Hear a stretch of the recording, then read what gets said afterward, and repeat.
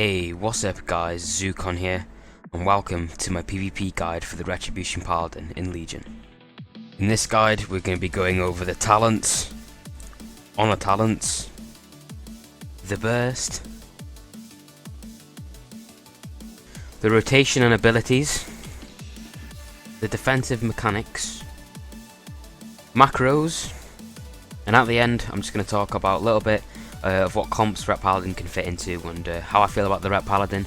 And this video is going to be quite long, guys, so if you want to choose what parts of the video you want to watch, I've left some annotations so you can click on those and skip to what parts you want to watch. So yeah guys, without further ado, let's just get straight into it. First I'm going to talk about the talents. So with the talents and the honor talents, there's some talents that you pretty much pick 100% of the time, and some talents that you change quite often depending on your situation and what you're doing. So let's get straight into it. At level 15, we have Final Verdict, Execution Sentence, and Consecration. Now Final Verdict is pretty much what you want to pick 100% of the time. It adds 20% extra damage onto your Templar's Verdict and 10% extra damage onto your Divine Storm. Since you're using Templar's Verdict a lot and you're using it quite often, it's going to add quite a hefty amount of damage towards your DPS, so it is really strong. Execution Sentence, you can use it for fun in battlegrounds. It does do a lot of burst damage, but it's kind of unreliable since it costs holy power and it can get dispelled. So in arenas, it's kind of unreliable. But you can have fun with it in battlegrounds if you like. And the only other situation where I can see it working is if you're against like a hunter or a mage in a duel and you can't get close to them, then I'd pick Execution Sentence maybe. But most of the time, anyway, I do go for Final Verdict. I think that's the strongest. Consecration is not very good at the moment, so it's kind of a weak talent. At level 30 we have the Fires of Justice, Zeal, and Greater Judgment. Fires of Justice is more of a single target damage, Zeal is AoE, and Greater Judgment is also AoE. The Fires of Justice is pretty much what I use all the time in arenas. It's good for single target because it reduces the cooldown of your Crusader Strike, and it also makes it so that your holy power costing abilities cost 1 less holy power. So that means you're getting your Templar's Verdicts up more often, your Jessica's Vengeances up more often, and your Divine Storms up more often as well, so it means more DPS. Zeal is what I pick for battlegrounds, because it's not only good at single target as well, it's also really good at AoE. It's kind of a good balance between the both. It makes your Crusader Strike damage bounce between your targets, and it does add up a lot of AoE damage, so this is what I use for battlegrounds. I do like it quite a lot. Greater Judgment's also really good for battlegrounds. It hits your targets, it hits 4 targets in total, and it always crits if they're above 50% health, so it's a good amount of AoE damage. However, I do like the balance in between single target and AoE for battlegrounds, so I pick Zeal. Zeal can be used in 3v3 arenas as well, but it's kind of risky because you can kind of mess up CC chains if you accidentally hit new targets, so I do tend to stay away from it. So the Fires of Justice is what I use for arenas, and Zeal is what I use for battlegrounds. Level 45 we have the Fist of Justice, Repentance, and Blinding Light. Repentance is kind of useless. Blinding Light, you can use it in battlegrounds sometimes and in other situations, but I tend not to pick it really. Fist of Justice is what I go with pretty much 100% of the time. Your stun's on a 1 minute cooldown, but if you pick the Fist of Justice, every time you spend holy power abilities, it reduces the cooldown of your Hammer of Justice by 8 seconds, so that's really strong. It'll realistically make your stun on about a 30-second cooldown. And if you pick Divine Purpose, which is level 100 talent, which you pick quite often as well as Holy Wrath, but I'll talk about that later. If you pick Divine Purpose and it procs quite a lot, that means you're going to get your stun up even faster, so you can get your stun up really quite often. And the 6-second stun on a shorter cooldown is quite strong, so I definitely would go for the Fist of Justice at level 45. At level 60 you have Virtue's Blade, Blade of Wrath, and Divine Hammer. My personal favourite here is Virtue's Blade. It makes you crit for 3 times extra damage, which is actually quite a lot. You can get a big chunk of damage off if you're lucky. So if you're setting up a good burst in arena and you crit with this ability, you're going to take quite a lot of health away from your enemy. So Virtue's Blade is what I like for arenas and single target damage. Divine Hammer is what you pick if you want to go all out AoE in battlegrounds, so you could pick this with Greater Judgment or Zeal in battlegrounds. If you do this, you're going to almost top the charts in damage because you'll be doing so much AoE damage, but it does take away the single target damage. But Divine Hammer is what I pick sometimes in battlegrounds. But if you want to focus the healers down in Battlegrounds and you only want to do single target, then you can pick Virtue's Blade. It depends on what you want to do. So Divine Hammer is good for Battlegrounds, and Virtue's Blade is what I like to use for arenas. At level 75, you have Justice's Vengeance, Eye for an Eye, and Word of Glory. Word of Glory is not very good. It's kind of awkward now. It's not as good as it used to be in Worlds of Draenor. It's got a 1 minute recharge. It's just not very strong at the moment. Eye for an Eye, you only really use this if you're dueling other melee classes. Really, it's not that great. Otherwise, it's pretty good against other melees and duels though. It just reflects the damage that they do, like Karma, and it reduces your damage taken by 35% from physical sources. So it's pretty good for that. But this is one of my favourite talents right here, Justice's Vengeance. It is really, really strong. I'm going to talk about this more when I get into the rotations part, but I'm going to talk about it a little bit now. It deals a massive amount of damage, but it deals 100% extra damage when your target is stunned. And not only that, it heals you for exactly the same amount of damage that you dealt. So you could be hitting your enemies for 600-700k crits in arenas with this. It's really, really strong. I mean, people only have 2 million health, and you're hitting them for like 600-700k crits, so it is really, really strong. If you manage to also use this with Divine Purpose, which I'll talk about later, and sometimes Divine Purpose can proc like 2, 3, or even 4 times if you're lucky.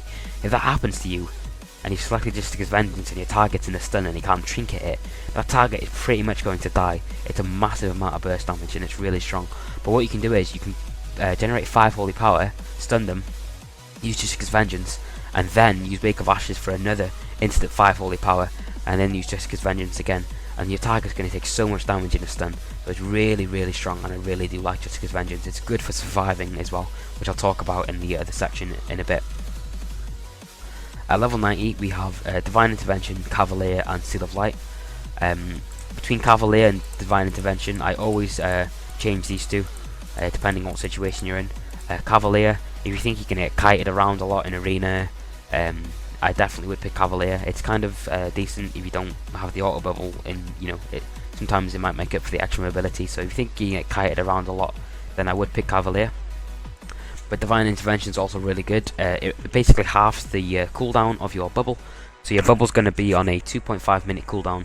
So that means you might even be able to use your bubble more than once in arena, which can save your life.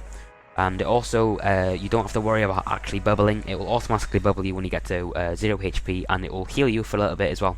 So it's also pretty good for that. So you don't have to worry about the global cooldown. And also you can be a little bit more damage with your Holy Wrath, since you can get to a low HP when you use it. So you don't have to worry about the risk of dying. But I do warn you, if you get Holy Locked, if you get kicked while you're casting, your bubble will not auto bubble, so just let you be aware of that. If you do get Holy Locked, then the Divine Intervention won't save you, so you're going to have to be careful with that. But definitely these two talents, I do always change between them. Divine Purpose and Holy Wrath, I always change between these two talents. They're both really, really strong. It's kind of hard to pick one sometimes, but Holy Wrath is what you definitely use when you're with double DPS in arena. It also is really good if the target is focusing you. If you kind of know that the enemies are going to attack you, then Holy Wrath is definitely the best. But sometimes the enemies might not attack you, so it is kind of awkward. But it is such a strong ability. If you're on like nearly 1 HP and you Holy Wrath someone, it's going to deal like almost 1 million damage to them, which is just absolutely insane. It can change the game really fast. If you're on low HP, you might be able to CC the healer and almost one-shot someone with Holy Wrath if they're damaging you. So it's a really strong ability, and it can change the arena around in seconds. Divine Purpose though is also really, really strong. I've been talking about it earlier. If this procs with Justice's Vengeance, you're going to deal so much burst damage. And it also just procs randomly when you're doing your rotation, so you can get a little bit of a heal as well. You can deal massive amounts of burst damage with Divine Purpose, which I'll show you in a second. It's a really strong ability. So definitely these two talents, I always switch in between them. So it depends on what situation you're going to be in. So with the honor talents, let's get into these. This row, I just prefer Gladiator's Medallion. The other two are kind of awkward in my opinion. I just prefer the Gladiator's Medallion.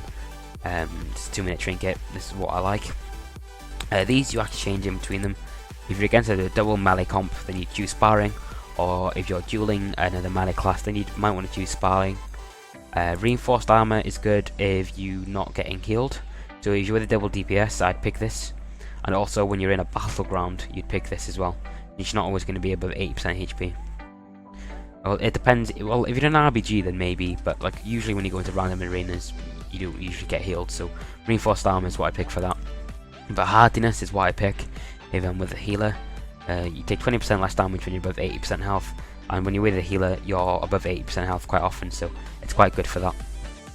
In this row, I think Jurisdiction and Law and Order are the best. Unbound Freedom, it's pretty good, but usually your Blessing of Freedom does get dispelled quite a lot. So I think Law and Order and Jurisdiction are the best. Jurisdiction adds 10 extra yards onto your hammer justice. It's only on a 10 yard range, so it's kind of low. It used to be a lot further, but having that extra range is pretty good. Sometimes the healer might LOS around the pillar, so having that extra range enables you to stun people from further away and secure the stun, so you can do a good setup. Law and Order is what I like as well. Ret Paladins lack a constant slow. We have a slow in our Wake of Ashes, which is on a 30-second cooldown, and a slow in a Hand of Hindrance is also a 30-second cooldown, so we don't have any constant slows. So to make up for that, Law and Order applies our Hand of Hindrance when we use Blade of Justice, which is on a 10-second cooldown, so it's better than what we had before.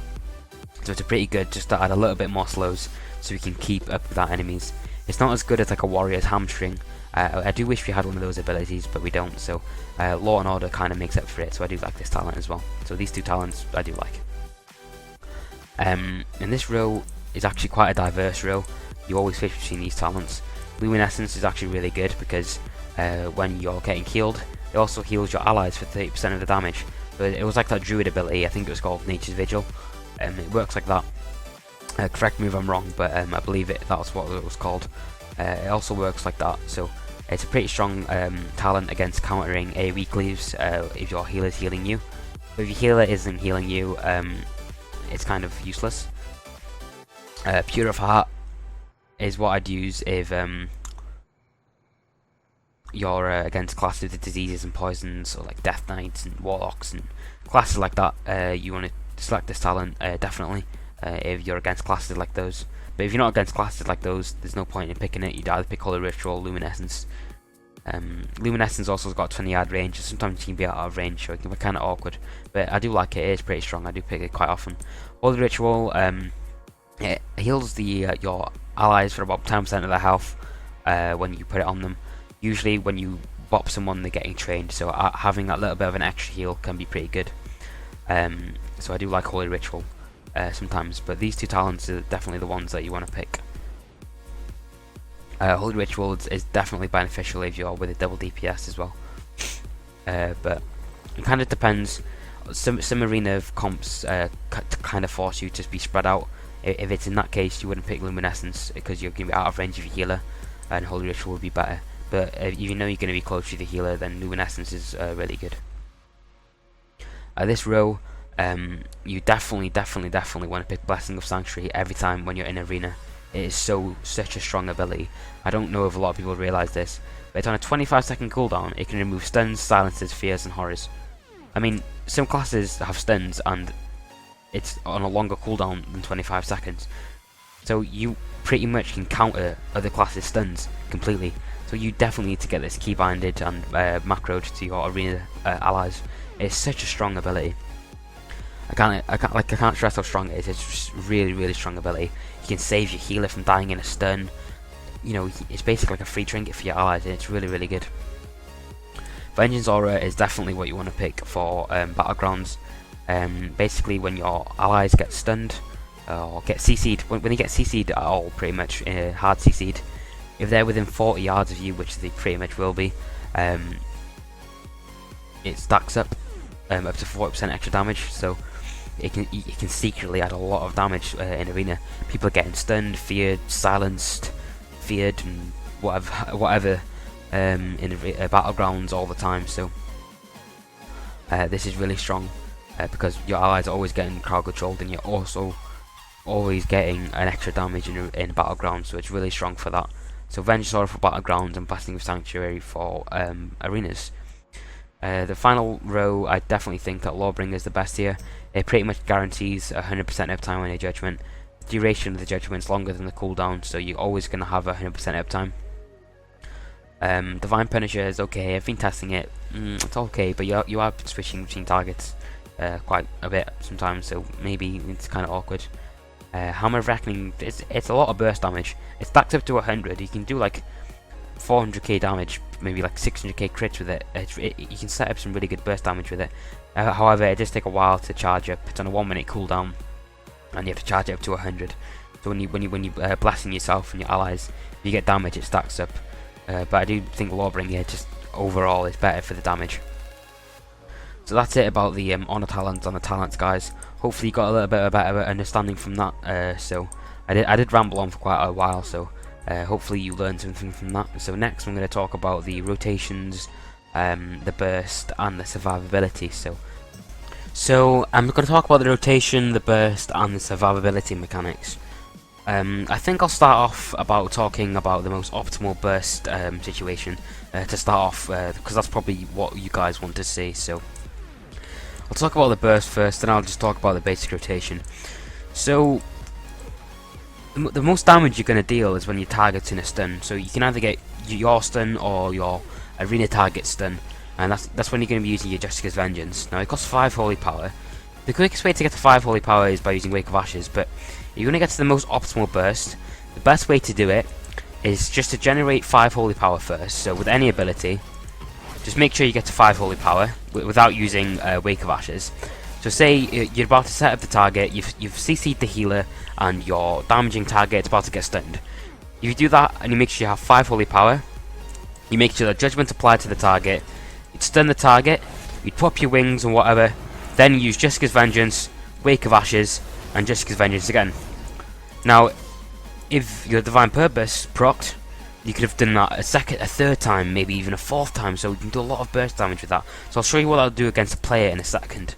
But you see what I did there? I generated 5 holy power, then stunned, used Jessica's Vengeance, and then I got another 5 holy power, again, from Wake of Ashes, and then spent Jessica's Vengeance. So in a way, I kind of got 2 quick Jessica's Vengeances off instead of just getting 1.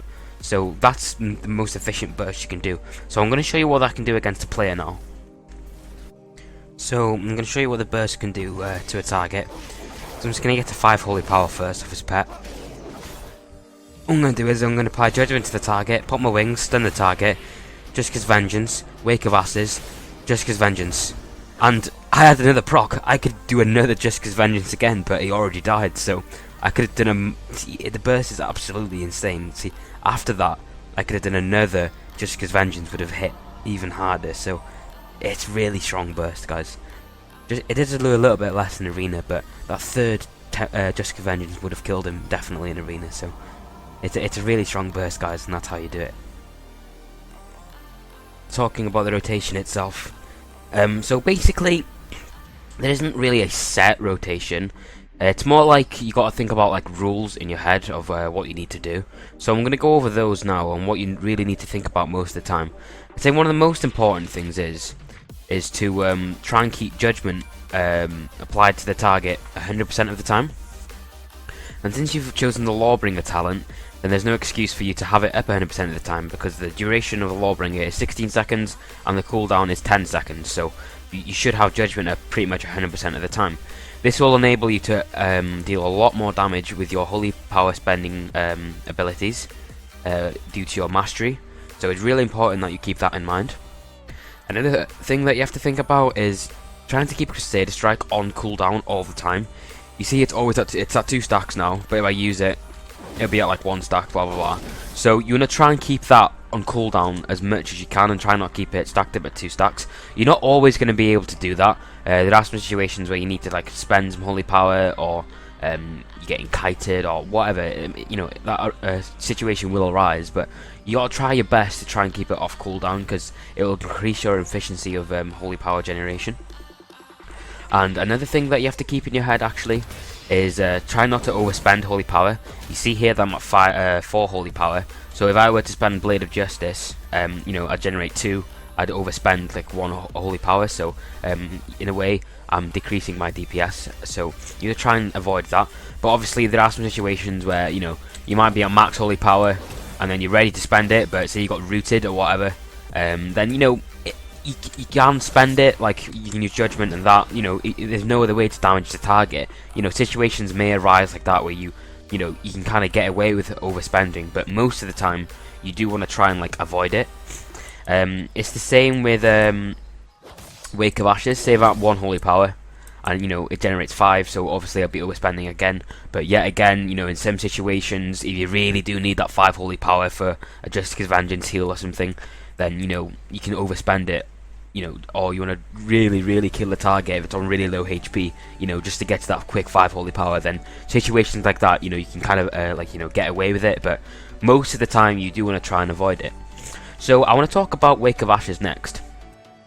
So what I like to do with Wake of Ashes is try and time it with my stun. As I showed you earlier, I like to generate almost 5 holy power before activating the stun. Sometimes you might have 3 and you might, you know, stun them in a Templar's Verdict, for example. But I do try and keep Wake of Ashes with my stun. So save my my stun's nearly off cooldown and I have a Wake of Ashes. I'll try and save the Wake of Ashes for my stun. So save my stuns on like a 10-second cooldown and be like, okay, my stun's nearly coming up off cooldown. I'll save my Wake of Ashes. So then you'll have you can stun them, spend what holy power you have left, and then you can get a full 5 holy power with Wake of Ashes instantly, and spend it on a Justice's Vengeance. So I do like to keep that in mind. But if your stun's on cooldown, if it's like, you know, it's got like a big, you know, 30-second cooldown left, then, you know, you can use Wake of Ashes just to get that holy power going up, and you can, like, spend it on whatever you like. But if it's like nearly off cooldown, so say for example here, you know, it's like 10 seconds off cooldown. If I had my Wake of Ashes, I'd wait, you know, for my stun to try and time it together. So that's just a little thing you can keep in mind. And next, I want to talk about Templar's Verdict and Justice's Vengeance. Now, Justice's Vengeance does do more damage than Templar's Verdict, but if the target's not in a stun, Templar's Verdict's going to do more damage per holy power. So if your target's not on the stun, most of the time you're going to be damaging them with Templar's Verdict. It's better to do that rather than spend the 5 holy power, because you'll do less DPS.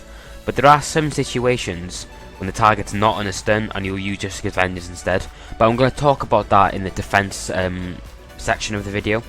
But like, say you're training down a healer and he's not on a stun, you just want to use Templar's Verdict, keep spamming Templar's Verdict instead of Justice's Vengeance, because you'll get more DPS that way. But obviously if the target is in a stun, you want to try and use Justice's Vengeance. So the rotation isn't really that difficult. Like, it's pretty much just keeping an eye on Wake of Ashes, use that when you need to use it, generate holy power with it, and generate holy power with Crusader Strike, Blade of Justice, keep Judgment up 100% of the time. So just keep Judgment up, use either the Blade of Justice or Crusader Strike, just keep on generating holy power, just spending like this. Oh yeah, I want to talk about Divine Purpose procs. Your Divine Purpose procs, you just want to spend them on Justice's Vengeance every time, since it's the most damage out of all your abilities and it's free to use. So when you get a Divine Purpose proc, just try and use it on Justice's Vengeance. So yeah, that's pretty much it about the rotation, guys. You just use what's available to you, just keep on generating that holy power and just spending it on Templar's Verdict, on Justice's Vengeances. So it's pretty simple rotation really, you don't have to remember that much. Just try and use what's available to you to generate holy power, keep Crusader Strike on cooldown, and just spend it on Templar's Verdict. That's pretty much the simple rotation that it is.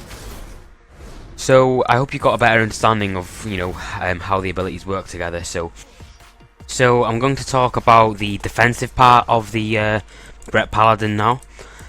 So firstly, I want to talk about Justice's Vengeance. So obviously you're going to get the biggest heal when the target's in a stun. But as I told you earlier, you want to try and spend Templar's Verdict when the target's not in a stun. But there are some situations where you can use Justice's Vengeance when the target isn't in the stun, because you're going to deal pretty good damage and you're also going to heal yourself. So I'll give you a few scenarios where this can occur. So say you're dueling a warrior. The warrior's going to be constantly hitting you, he's going to be training you down. So what I like to do against a warrior is I'll try and use my Templar's Verdict, but if I'm getting hurt really hard, I'll try and just use Justice's Vengeance. So in a way, I'll be damaging him and healing myself at the same time. So I'll be kind of trading off better with him. So, you know, I'm going to keep myself topped up while dealing some decent damage to the warrior. So that's what I like to do with Jessica's Vengeance. Also in arenas, if your healer is under a lot of pressure, the enemies are bursting you, and you know you're gonna try and play a little bit defensive. What you can do is you can just carry on damaging the enemies and use Jessica's Vengeance. It'll take a little bit of pressure off your healer because you're keeping yourself healed up a little bit. So Jessica's Vengeance can be used defensively in that way, and it's pretty good once you get some Divine Purpose procs with it as well. But obviously, you are going to heal yourself a lot more when they're in a stun. But like I said earlier, if you really do need to play a little bit more defensively and in a way play offensively at the same time, you can just use Jessica's Vengeance like that, defensively to keep yourself topped up. So you'll see how I do that in some of my duel videos, some of my arena videos. So I'll make some more videos, and you'll see in some situations where I can use it. So if you watch those videos, then you can kind of get a better understanding. So next I want to talk about Shield of Vengeance. Now Shield of Vengeance is a really good ability. It's quite a versatile ability because you can use it in an offensive mindset and you can use it in a defensive mindset. Now obviously the defensive part, obviously when you're getting trained, you're getting switched on, you're getting burst really hard. You just pop it, and it's going to give you a good 500k, 600k absorb shield. It's really good. So you can soak up a decent amount of damage and take some pressure off your healer. So you can use it defensively like that. But in the same sense, you can kind of use it offensively. So say you can predict what your enemies are going to do, and they're going to switch to you and start bursting you, or they already are bursting you. So what you can do is, so say if a warrior, he pops all of his big cooldowns and he charges towards you. If you pop your Shield of Vengeance, he's going to burn through that really, really quickly, almost without noticing sometimes. So you can kind of use it against them, like a touch of karma, and try and get that explosive damage onto them. It's going to deal a lot of damage, so you can kind of use it offensively in that sense. You'll see me do that in my videos sometimes as well. So yeah, that's pretty much it about Shield of Vengeance. It's a really good ability since with our Ashbringer traits, it's reduced cooldown of it. So I'll make another. I've made a video on the traits, so if you're going to go and check that out, I've already made a video on the Ashbringer traits. I'll leave that in the link in the description in the bottom, so you can have a look at that. But yeah, back to the defensives. Obviously our best defense is the Divine Shield. It protects us from death. We're immune to all damage, but you have to be careful because there's a class that can get rid of it. Some of you may not know this, and some of you will know this, obviously. But the priest can use this spell called Mass Dispel, and it gets rid of your Divine Shield. So sometimes you're gonna think, oh, my bubble didn't work. Well, the priest can dispel it. So if you're against a priest, just keep in your head that using a bubble might not save you. You can take it off. So yeah, as I said earlier, Divine Intervention, half the cooldown of your bubble, and it use it automatically, so that's really strong as well. So your bubble is a really strong ability to get you out of death. You can use Flash of Light while you're in it, or you can now you can carry on damaging your enemies. I don't know, most of you probably realise this now, but it used to deal 50% less damage in your Divine Shield, but now you can still deal 100% more damage in your Divine Shield. And while we're talking about Divine Shield, let's talk about Holy Wrath as well. Now, obviously, if you've got the auto bubble, you can go to low HP as you want, and then use Holy Wrath, so you can get more damage with it, I guess. But if your bubble actually does activate and you have Divine Intervention, it will heal you to 20% of your health, so your Holy Wrath will do less damage. So you're going to try and use Holy Wrath just before your bubble activates. And the Holy Wrath is kind of a game-changing ability. You can kind of use it in a... Well, I can say defensively in a way, because when you are using it, you're in a defensive position. But once you use Holy Wrath and you can damage more than one target with it, you can kind of turn the game from being defensive into your advantage, so you can start being offensive. Because if you're nearly dead, you can hit them for 1,000,000 damage, so that can turn the game around really, really fast. So Holy Wrath's really strong for that. So yeah, you can use it in those situations to turn the game down really fast. Now let's talk about Blessing of Protection. Blessing of Protection isn't only a personal cooldown for you, but it's also a defensive cooldown for your allies. Basically, you can make macros to pop this on your allies. I'll go into the macro section in a bit. But basically, it protects them from all physical damage for 10 seconds. So if your healer's getting trained by a rogue, a warrior, all those big melee classes, then you can you know, get them out of trouble with that. Or you can, if you're getting trained and you don't have your bubble, you can use it on yourself, or you can use it on your other DPS as well. So it's a really strong arena cooldown. But also you have to be careful. Quite a lot of classes can take this ability off, so you have to be aware. And the classes that can take it off, a mage can spell steal it. They can not only like take it off, but they can then use it for themselves. So the mage is the very dangerous target for their Blessing of Protection. So you might want to CC the mage if you're about to Blessing of Protect someone. A priest can take it off. A shaman can take it off. Basically, a class with a purge or a dispel can take off Blessing of Protection. So you need to be careful of that. So as I said earlier, Blessing of Sanctuary is kind of a an ally cooldown, defensive cooldown. You know, gets them out of stuns. You can save your healer from dying in a stun or your arena target or whatever. So that's a really strong defensive cooldown for your allies. Also, Blessing of Freedom's kind of defensive in a way. You know, it gets them out of roots, get them out of snares. You can not only use this on yourself, but you can also use it on your party members. So make sure you have some macros for that. I will talk about the macro section in a second, actually. So yeah, that's pretty much it. We have Flash of Light, but it is kind of it's a lot worse than it is in the past expansions. We used to have instant cast Flash of Light, so I don't know if you guys remember, we always got those really good instant casts that we could use on our allies, on ourselves, you know, to keep us topped up. But now we don't have that satisfaction anymore. You know, we have to cast it, so you have to be really careful with casting it. You know, if you know that your enemy's got no kicks left, if you've got this ability called Omnibar here, it's an add-on. It tells me what abilities the arena targets have. I will make a more advanced add-on guide. I've got one on my channel right now, but it was just a quick one, so I will make a more advanced add-on guide if you guys want to see that. But basically, an Omnibar, I can see if they have kicks up or not, so I can like fake cast them. And if I know they don't have kicks, then sometimes I might just use my Flash of Light if my healer's struggling to keep me up, or I need to heal my allies. But most of the time, when you use Flash of Light, you just want to go behind the pillar on your horse and just try and kite them away so you don't get kicked. So it is kind of an awkward ability to use now, since it is a lot weaker than it used to be. But that's pretty much it about our defensive guys. So yeah, hopefully you got a little bit better understanding of some of the abilities there. So if you want to know anything extra, a bit more in depth, or you want to ask me something a bit more in depth about the rotation or the defensives, just ask me a question in the comments and I'll be sure to answer it to help you out. So yeah, hopefully that helped you out, guys. So next I'm going to talk about the macros that I'll use for PvP. So I'm going to talk about the macros next. I'm going to talk about the macros that I use for arena.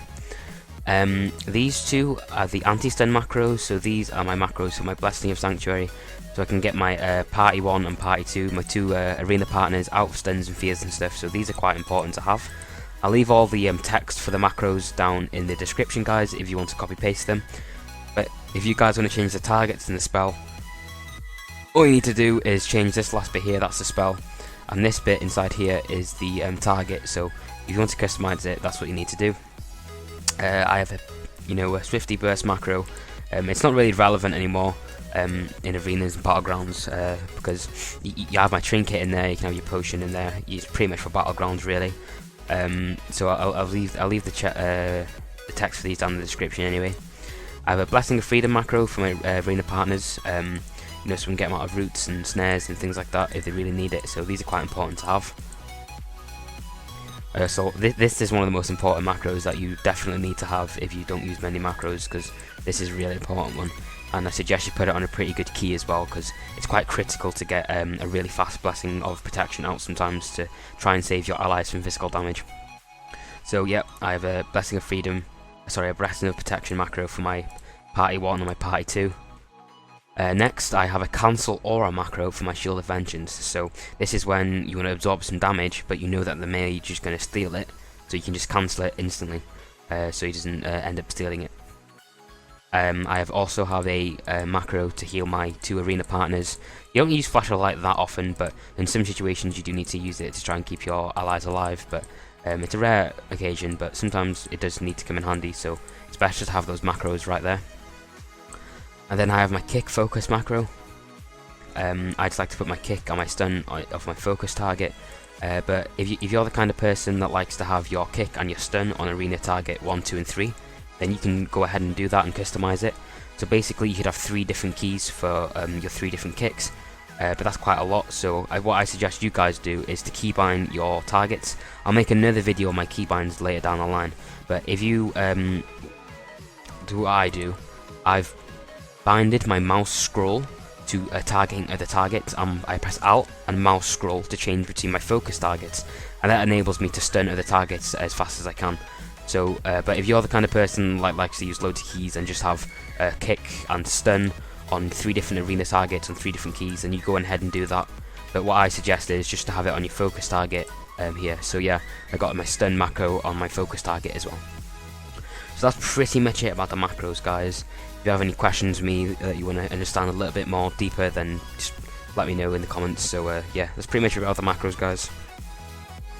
So I'm just going to talk about my opinions and what comps Ret Paladin fits into right now. So I'm just going to talk about the comps first, and I'm going to talk about 2v2 first. And I think double DPS is as good as it is with a healer with Ret Paladin 2v2 now.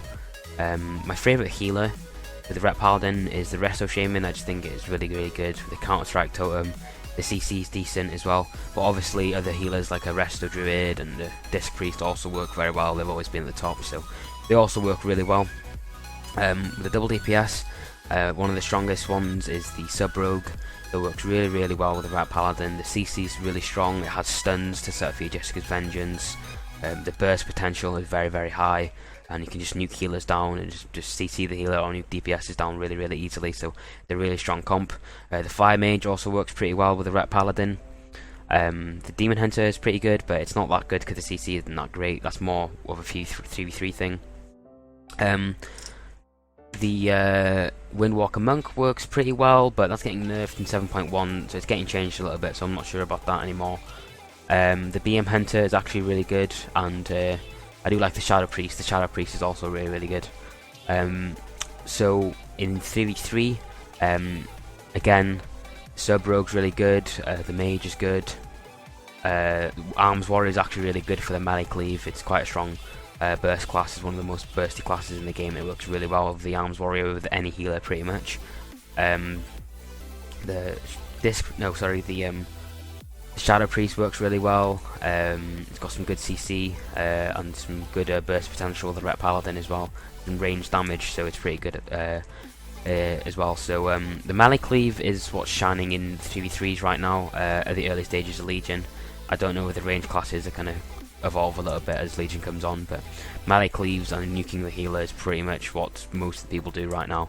But yeah, so yeah, that's pretty much it about the comps, guys. If you guys have any better comps that you'd suggest, just let me know down in the comments. I'm still experimenting myself, to be honest, so I'll probably uncover some more comps later down the line. So if you guys know anything, just let me know down in the comments.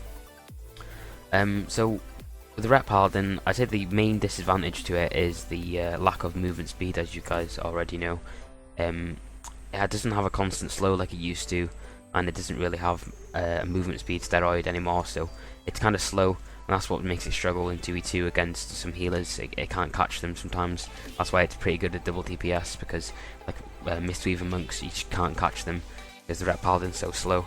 But the damage of the Ret Paladin is really strong, but it's applying that damage which is hard because our mobility is really slow. So that's it in general, guys. So if you have any questions down in the comments, just make sure to comment down below, and I'll reply to help you out. So yeah, it's a long video, guys, so thanks if you've watched it all. I appreciate it. So that's it for the guide, guys. So make sure to like, comment and subscribe if you enjoyed the video, and stay tuned for some more Ret Paladin PvP. So guys, thanks for watching, and I'll see you in the next video.